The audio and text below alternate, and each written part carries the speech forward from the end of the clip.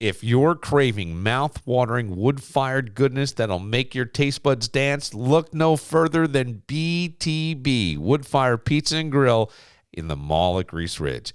They have the massive Paisano sandwich. It is so generous, you'll be taking home leftovers for tomorrow's lunch. Now, here's my pro tip, because I had one earlier this week.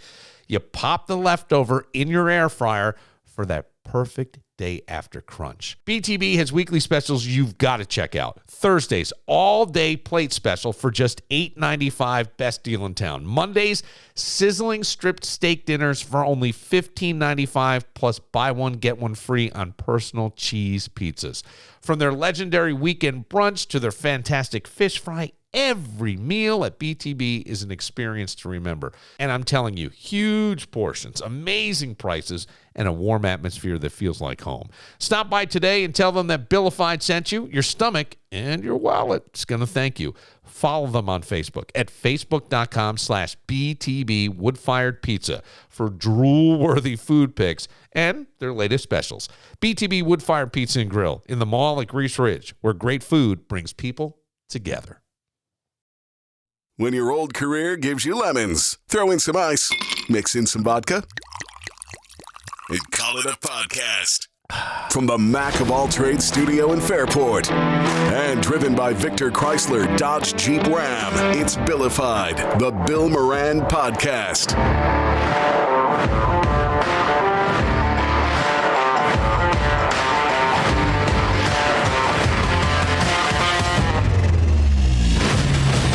Well, hello and welcome. Thank you for getting your pod on. Thanks for telling a friend. That's how we spread the word about the pirate ship.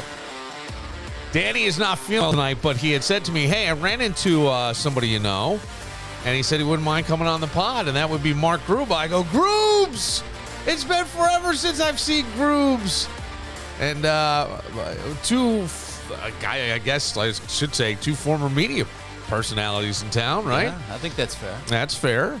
Mark, now, what are you at, AAA, Western New York and Central New York? Yep, AAA, Western and Central New York, and I am a PR guy. Oh, okay. I am. All right. So you get out there. So you get to be the pretty face that comes out and tells us the travel conditions. That's right. Where to go, what to do. By the way, AAA, a great little thing to have in your pocket. No doubt about it, especially this time of year, the winter we've had. You don't want to be stuck on the roadside. There's been, when did winter show up? Like it showed up in January, all of a sudden it just came. Well, it's interesting. I've talked to a couple of people about it, that I think this really has been a pretty normal winter when you look at the stats. Yes, it is. But because the last couple of years have been so unusually mild, right, that suddenly we're like, whoa, what's going on? What's happening here? Yeah, right.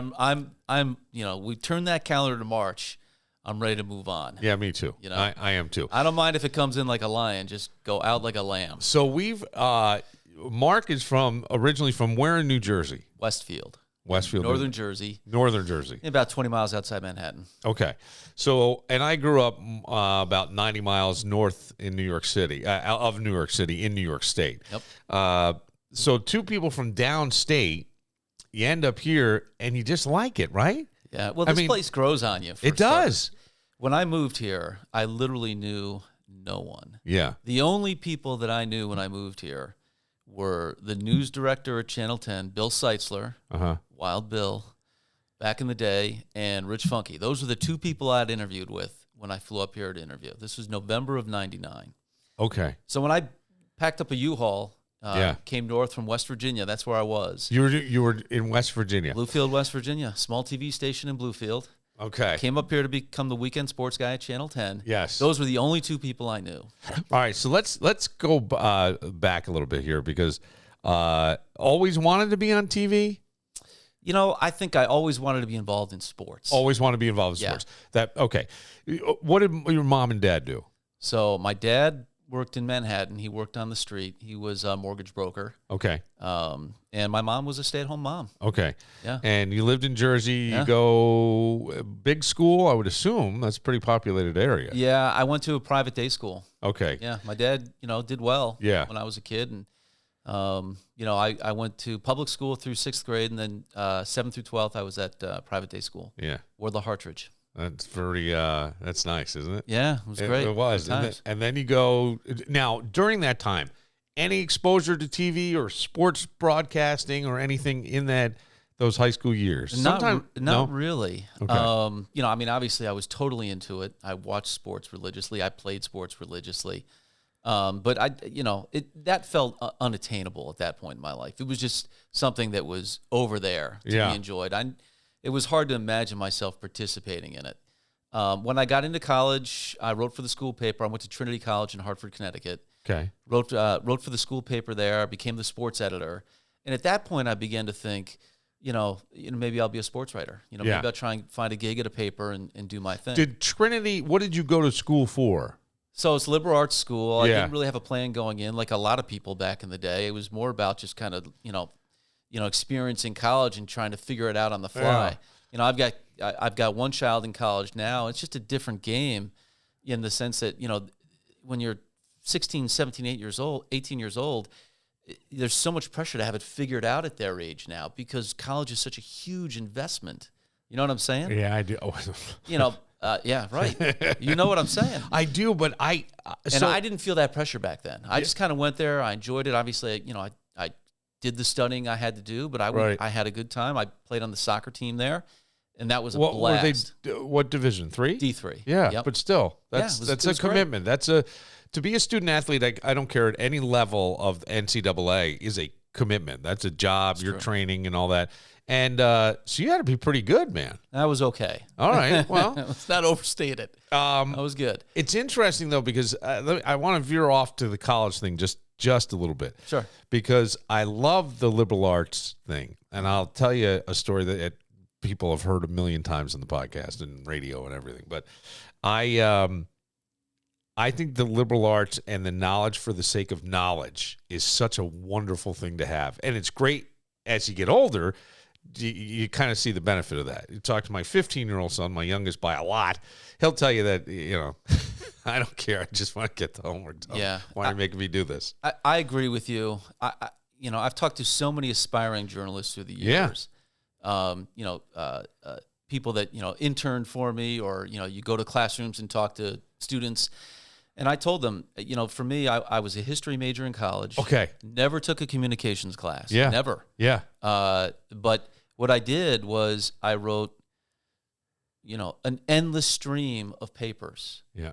Reading and writing. Yes. It was just drilled into me. Now, I was a sports writer. I wrote for the school paper. Uh-huh. So there was a journalistic component there. What was the deal with the day school that you went to?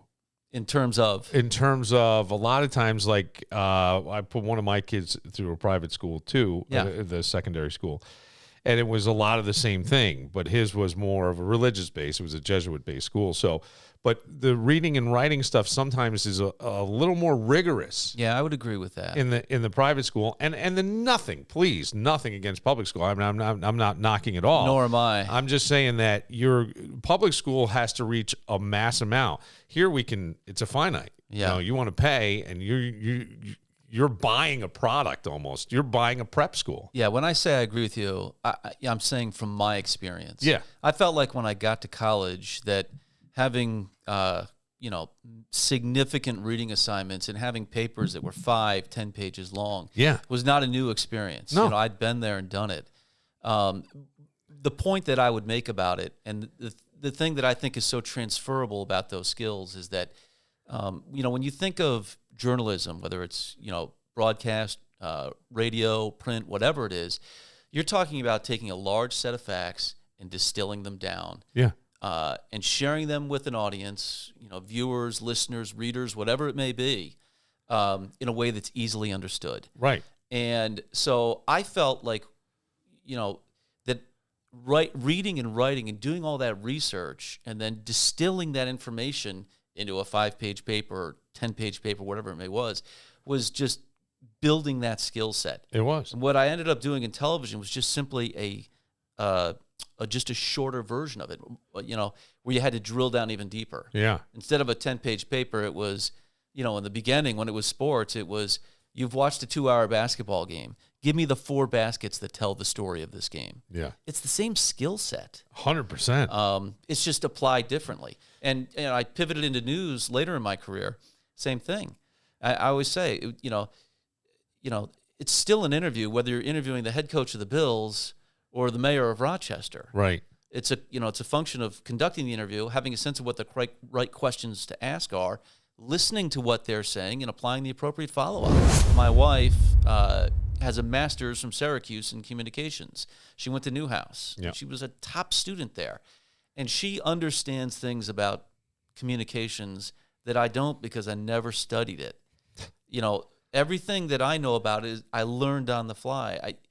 While I was in college, my senior year, I did an internship at a TV station. One of the guys on the soccer team had done it. Easy A. I mean, that was the sell. Yeah. This is an easy A. That's the greatest. And I'm like, I could use one of those. I'm in. Yeah, this will help the GPA. Let's do it. And I went in there. First day, I logged a UConn-Boston College basketball game. Okay. It was like a 4 o'clock tip. 6 o'clock news comes on. So the game ended right before the newscast. Sports is going to come on at 6:20. It was like 5 of 6, and the guy looks at me, the sports anchor, Steve Savard was the guy. Wound up becoming the voice of the Rams, called their Super Bowl games. Really? He was amazing. Is amazing. Great journalist. Went in, eventually pivoted to news as well.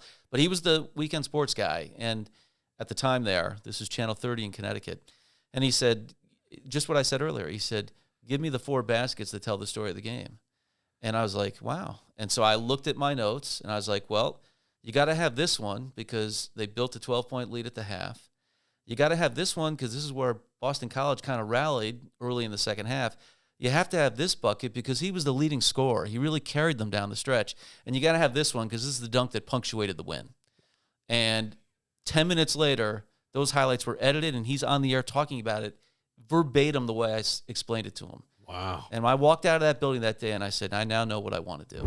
You graduate from Trinity. Yeah. In what year? 94. 94. Okay, same as me. So then what's the path? How do you... So my path was this, that when I finished at Trinity, I had done that internship, and that internship ended as I was graduating. And I said to the sports director at the time, the guy that was running that office was a guy named Beasley Reese, former Giant.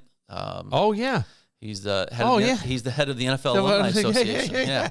So he was, he had pivoted from playing to becoming a sports broadcaster, and I'm like, look, I want to keep this going, and he's like, I can't make you any promises. There's really nothing here for you.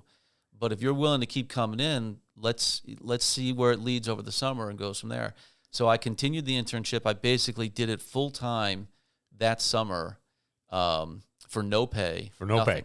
Nothing. I want. And at the end of the summer, yeah, it was like I literally had to go to the news director, and I was like, I'm out of time here. Like we gotta, either I gotta go or you're gonna hire me. And he said, look, there's no money in the budget for you.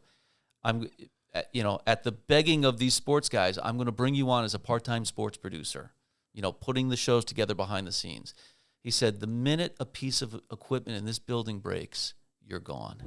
What happens from this station? This is in Connecticut, Hartford, Connecticut. This was the NBC affiliate there, Channel 30. Yeah. Yeah, sort of the Cliff Notes version is I worked there for 3 years as a sports producer. You did? 12 months. After about a year, I was elevated to the main sports producer.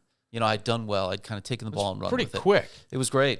And I worked with incredible sportscasters. I was lucky. Yeah. I worked with people that really were good at what they did. Well, you're right in the shadow of New York City and in between Boston. Well, Beasley was calling NFL games for NBC at that point. So there was, he was doing the Olympics for them.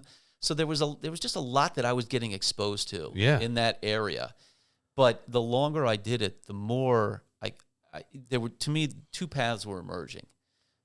Try to get to the network level as a behind-the-scenes producer guy, or try and take everything I had learned and try to do it myself. Yeah. Obviously, in my early 20s, that was an easy choice for me. Me too. I thought if I fell on my face, then I'll go back and try and get a network producing gig. Right. But I'm going to at least go for it. 100%. So I grinded it out. I put resume tapes together. They were horrendous. They were just terrible. I had no idea what I was doing. Do you have any anywhere? I don't know that if you could ever show your kids or something. I don't know if I have the resume tapes that I sent out to get that first job, but I definitely have the first sportscast that I did once I was on the air. Oh, that's awesome. Those are brutally. Yeah, but they're great. brutal, but they're great. Yes, they are. Yeah. It's been a long time since I've seen it, but I can still see it in my mind. So, deer in headlights. Is that where you went? Was it West Virginia? So I went from there to West Virginia. There's a lot of great stories that we could leverage here. Good. I'll tell you how I got that gig. I mean, I was sending these tapes everywhere. Yeah. I mean, and it was like sending them into thin air. Right. Like nobody was looking at these tapes. No one was ever going to hire me for these jobs. But I'm mailing them out and hoping against hope. I'll tell you how I got my first on-air job.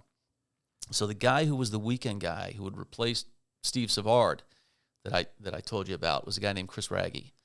Chris came to Hartford as the weekend sports guy, was so good that he left the weekend sports gig in Hartford to take a gig as a correspondent on Entertainment Tonight. Really? That's how talented this guy was. Okay. So, I mean, I really was surrounded by unbelievable role models, guys that really kind of showed me where the standard was.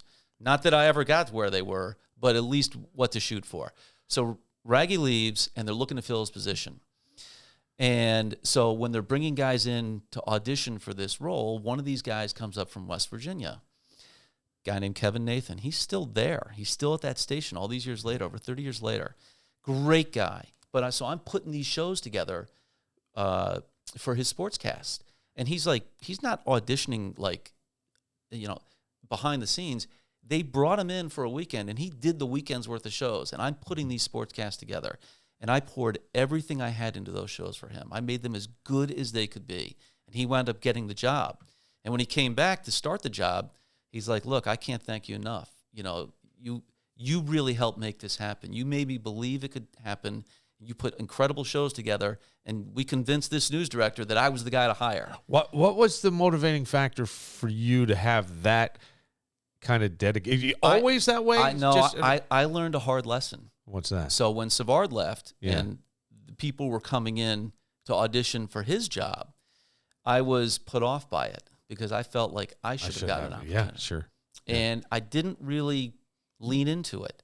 I kind of just went through the motions. And when Chris got hired and came there, it took a while. We worked very closely together right off the bat. And it took a while, to sort of thaw through that friction, rather. Yeah. Because I was jealous of it. Yeah. And Chris is only a couple years older than me.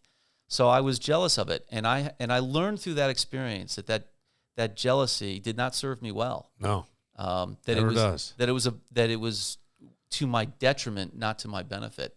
So when the next opportunity came around, I leaned into it and I did everything I could for those candidates, whether they were good or bad. Yeah. Whether they were good or bad, I gave them everything I had. And I would say that's something that has stayed with me. So long story short, Kevin Nathan comes up, takes the job in Hartford, and this is how the business works. So Kevin Nathan's got a buddy who's in Bluefield. He takes Kevin Nathan's job in Huntington, West Virginia. So now they've got an opening in tiny little Bluefield.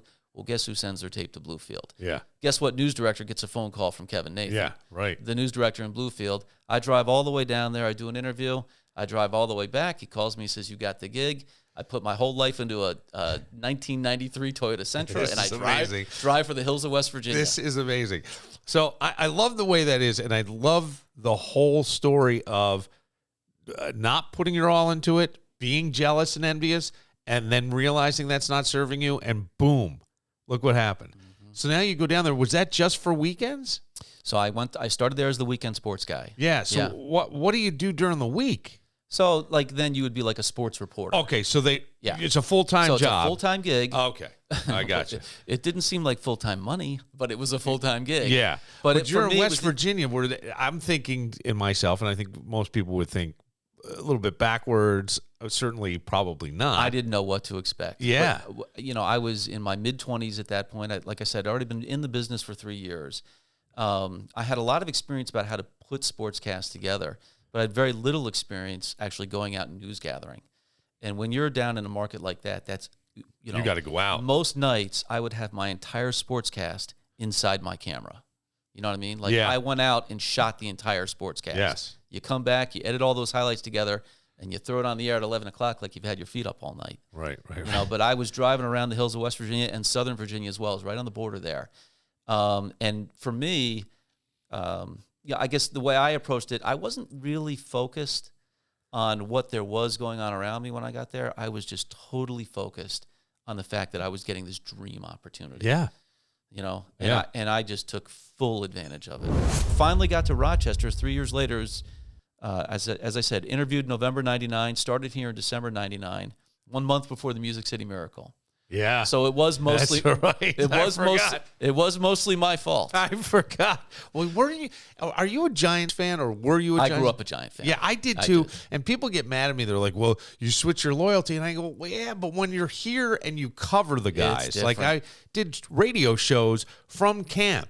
I got yelled at by Mario Williams. I sat with the different players all the way through. Doug Flutie. You talk to these guys, you can't help but root for them. It's true. You just can't. I agree. I think certainly as a sportscaster, I try to be as objective as possible. Yes. Yes. You know, when they struggled, and there were many years there where they struggled in my sports days. I don't remember that at all. I was very, I was as clear as I could be about that. Yeah. I really didn't try to let my feelings enter the equation. But yes, I mean, the way I always put it to people is, look, the better they do, the better it is for you. Yeah. You know, you want to get to the playoffs. You want to have a shot at the Super Bowl. You want to be there for the parade. Of course you want them to win. You want them to do well. And you do get to know some of them, you know? Yeah, and when players. you do, it becomes, now you're rooting for them because you love their story. You think they're a great guy. Yep. Or they've been really good to you and, they've helped you do your job better. Right. And all those things factor in. For sure. So you send a tape. Are you still at West Virginia? And you came here from West Virginia. From West Virginia. Yeah. So you send a tape here, and it's again weekends. Yes. Yes. Yeah, and for me, the way I looked at it when I was there was it was sort of like it was like kind of college. Like West Virginia, Virginia Tech, Marshall, Virginia to a lesser degree, and here it was a chance to sort of take that step from the college level to the pros with the Bills, Sabres, Amherst, AAA baseball with the Red Wings. Yeah. In fact, a lot of the kids that were on the Red Wings when I moved here were guys that I had covered in Bluefield because back then it was the Orioles rookie affiliate. Oh, that's right. And, the time it took me to get from there to here was the same amount of time it took them to get from rookie ball to AAA. Wow. So they were playing rookie ball in West Virginia. Yeah. Wow, Josh Towers was a guy. Okay. And he pitched in the 2000 All-Star game at Frontier Field, and he had a pretty good career in the majors. There's a guy that was in Bluefield with me who was in Rochester when I got here. And did you guys ever made the connection? You did. But it wasn't like, bro, there was no we did it. Did you transition to news there? I did not. You did not? Yeah, I took a year away. You took a year away. What did you do for the year? I worked in financial services for about a year. Yeah. And you talk about like timing in life. That was not good timing. Okay. That was like 2009. Yeah, when the world was falling off. Oh, that was when they were painting the golden turds. People were not exactly lining up to get money advice from me. Right. So, but it was a great learning experience. No regrets about it. Made some incredible friendships. Learned a ton. Helped some people out along the way. But recognized that for me, the prudent move with a young family was to get back into a situation where I could accentuate my skill set. Yeah. Yeah. I think. The way I look back on that experience, I think had I been like just starting out in my early 20s, I could try to grind my way through that. But with a wife and kids and a house and a mortgage and all that, right. I needed to be in more of a sure situation. Yeah. Yeah. And as I said, it was not a great time financially in this country. What happens to bring you back? Because I do remember the CBS affiliate. Yeah. So, I had a chance to come back to Rochester, and for me, John Kutchko actually was the guy that kind of helped make it happen. Yeah. He was like, hey, we've got some openings, and I've talked to the news director about you. This could be a great opportunity for you to get your foot back in the door and, see where it goes from there. And I saw it that way. I saw it as an opportunity to get back in and then kind of grow it from there and try and get onto the anchor desk. Yeah. I knew that one of the things that you learn in that industry, television news, is that, just turn on the news, you'll see it for yourself. There's a lot more news people than there are sports people. Oh, yeah. There's more reporters, there's more anchors, there's more shows. And the other thing is, in sports, you're always begging, like, oh, there's a big game tonight, and Caledonia. Can we get some help getting some highlights from it? In news, you never have to beg for that. You Right. go where it is, and they want you to get it. So there was an element of sort of, if you can't beat them, join them. I ended up doing, Bill, the two things I said I would never do. Yeah, I love it. Mornings and news. And here's the beauty of it. I did it voluntarily. Yeah. Nobody forced me into it. Yeah. They asked me if I wanted to do it, and I said, you bet I do. Because at that moment in my life, it was absolutely the right thing. I love sports. I'm a sports guy at heart. Always have been. But I learned to appreciate news. I learned to appreciate not so much the murder and mayhem elements of it, right? But the incredible people in this community that are passionate about doing different kinds of things, either on a business level or a philanthropic level, that that I didn't know about, and I otherwise would never have known about. Sure. I love sports, but there tends to be a Groundhog Day component to it. It's football season. It's basketball season. Right. It's baseball season. Right. It's golf season. Guess what? It's football season again. Yeah. There's an element of been there, done that. The names and the faces change, and that keeps it fresh. But in news, it's constantly evolving. It is constantly evolving, and I like what you said because I think I have found I don't watch a whole lot of news anymore, and it's not out of any other thing that I don't feel good when I watch it. Sometimes I go, And it sounds like a lot of people. well, which is, And I understand. but that's news, right? So sometimes I prefer to read it than I do sometimes online because I can get it and I can I'll summarize articles for myself for the podcast and things. Sure. But it's a tough grind because we report. I mean, the old adage that if it bleeds, it leads was the way it was in news for a long time. I think for almost a century that was sort of the saying. Well, and the research consistently shows that when people are surveyed about television news, they will tell you consistently that negative news is a turnoff. Yes. The bleeds it leads type of news stories are a turnoff. Yet at the same time, those same people will tell you those are the stories they're most interested in. I can remember there would be days where you'd get that exclusive story at 2 p.m, and you'd be holding it until 6 to air it. Yeah. Those days are gone. Yes. Because when it happened at 2 p.m, everybody already knows about it. Yeah. Because you better have it advanced off of that point into a completely new direction by 6 o'clock, because you, me, and everyone else, we've already consumed the basics of it, of that breaking story. Where can you take the story now 4 hours later? Right. And there are still some people who may not have heard about it, but you're right. Most people, I mean, I say all the time, Mark, that people are walking around with a TV station in their pocket. No question. They can go on live and get huge numbers potentially, right? The ability's there to go viral in a sense and have a story or any news get out. Right. And you're seeing, I mean, I don't know how deep in the weeds we want to go here, but, you're seeing a version of that play out in terms of X with Elon Musk. Yes. That's really his whole point, that the legacy media is dead, and that everyone who has a smartphone and X downloaded onto it is a journalist in theory. Yeah. There is some truth to that, but again, I do think that that while that there's an element of truth there, you still have to there still has to be room in the conversation for accuracy. Yeah. Fact. Yes. Versus opinion, perspective, right. Vantage point, even. Yeah. Where you see something from a different angle and it looks different all of a sudden. So you may have captured something one way, and it may give a certain view of an event. 100%. And now people 100%. are often running with that. And suddenly another view of it comes in and it provides a whole different understanding of it. The research is being done about this in real time. Yes. And the books will be coming out about it. And there will be courses of study in college as we continue to loop back in this conversation where people will make that their life's work. Yeah. I mean, I still feel like that we are still in the Wild West as it comes to the internet. I couldn't agree with you more. And I know we could say it feels like it's been around for a lifetime, over 25 years, right? Let's say, or a generation. I don't want to say a lifetime, a generation. Yep. But yeah, we are because even that has changed.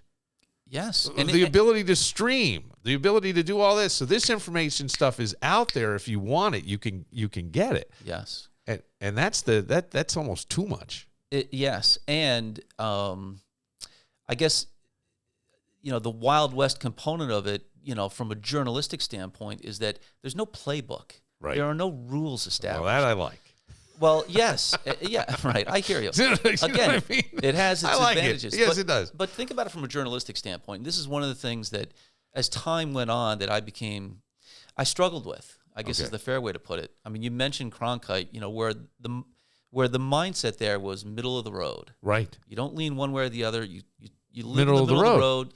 You present the facts as you understand them, because your understanding evolves. Sometimes you learn new information, but you give the information, the facts as you understand it, and you let the viewer, make their own reader, conclusion. Right. listener decide You're what it just means for them. the conduit for the information. So then this thing, Facebook and Twitter and Instagram, things like that come along, and now you have journalists with their own page. Yep. And they're building their own brand. Right. And they're telling you what they think. Yeah. Which, it's America. It's a free country. You're allowed to do that. But suddenly we've now, without a rule book or a playbook or an understanding of how this should work, we've blurred the lines. Yeah. So now you have a journalist who's basically laid out on Twitter how they feel about someone or something, going and covering that for the news. Right. Well, how are we going to, how do we separate? Where is the neutrality there? Am I getting an unfiltered, unbiased view of this event, whatever it may be? I struggled with that as time went on, because there was really no one to kind of stand up and say, this is how we should do it. This is the way to separate those two things, where you can have your page and your interests, but you have to operate in a way where when people turn on the TV to watch you, they feel like they're getting, again, an unbiased version of what you're telling them, that what you're telling them is authentic. It's not filtered or skewed in any way based on your beliefs. It's tricky. It's tough. Oh God. But I think this is something that, I think almost immediately I began to see was an issue, and it unequivocally is an issue as we speak. How did you handle social media for yourself when you were on the news? The answer is I tried to stay in the middle of the road. In the middle of the road. Yeah. Yeah. I mean, like, to me, my sort of my line of where I felt like I could tread into an opinion would be like, the Bills are going to the playoffs. Right. Like, if you have a problem with that, then you got me.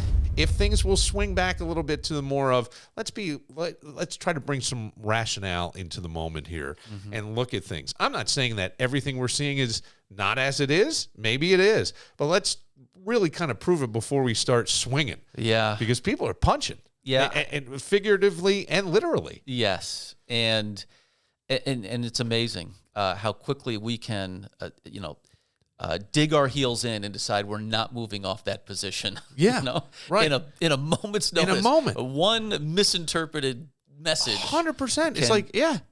Unwind, decades of friendship. Right. It's crazy. It is crazy. Do you miss the news at all? So I get that question. I'm asked sure a lot. you do. Yeah.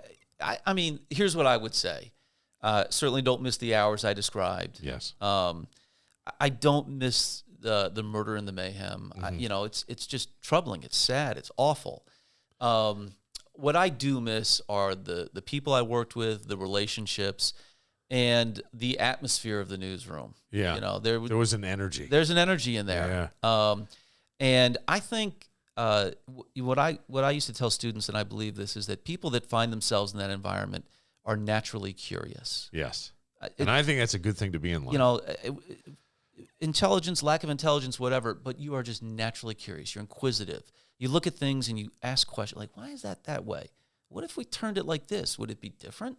Your mind works that way. And I think when you're around other people that have that kind of outlook on the world, that it can be a really interesting place to be. No 2 days were alike. Right. And I think there's a lot to be said for that. I think, I'm sure there are people that would think about their life, it's the same old routine, you got it, right. day Very after rote. day, Yeah. Living for the weekend, Look, I get it to some degree. I'm living for the weekend now and I'm happy about it. But there was an energy in there that I think is hard to replicate in most other work settings. They didn't hit a home run. They hit a granny with Josh Allen. It's so strange because when I go back to that draft, and I think people saying we picked the wrong Josh. I thought they picked the wrong Josh. Josh Rosen is coming. 100%. This guy. I was that guy. I was that guy. Yeah. Accuracy was under question and all that, and we've seen what he's become, or maybe always was. I mean, you develop. I always say I think reps at anything. His coaching with Dable, I think, when he first got here was an absolute game changer. Yeah. I mean, you look at him from that first year to that second seaon, he was a different football player. And that's his hard work. Yeah. But there's an element of coaching there as well. Right. Helping him understand to connect the mind to what the body is capable of. Right. To put those two in sync where they're working together, not necessarily it's at odds. so funny because you could have some great coaches, but just dummies that you're coaching. And I use that term loosely, but that just aren't able to grasp it or physically perform it. And here comes Josh. And so now he's not just a great player, but also you're great coaches. But don't get that guy and you're terrible. You may be as good as any other coach in the league. It's amazing when you put those two elements Sure. together, because anything that's lacking in that equation, it falls apart. You don't get to where you could go. Yeah. You're right. I mean, you think about it, if Allen had gone to a lot of other teams, how does this play out? I don't know. We don't know that. We don't. I think it's successful, but I don't know if it's as successful as it's been. And really enjoy the driving reason for making this change in my life is to just enjoy these moments with my family, all of them. Yep. Savor them, and then, what do they say? Ride off into the sunset. Ride off into the sunset. Who knows? Could be anything. Could reinvent myself. I could see Professor Gruba. That's all I'm saying. That's such a nice way about you. You can speak well to the kids, tell them the stories. Some poor get that student through out line. there. No, I think it would be awesome. I think it would be awesome. This is great. For Mark Gruba, I'm Bill Moran. We'll see you next week.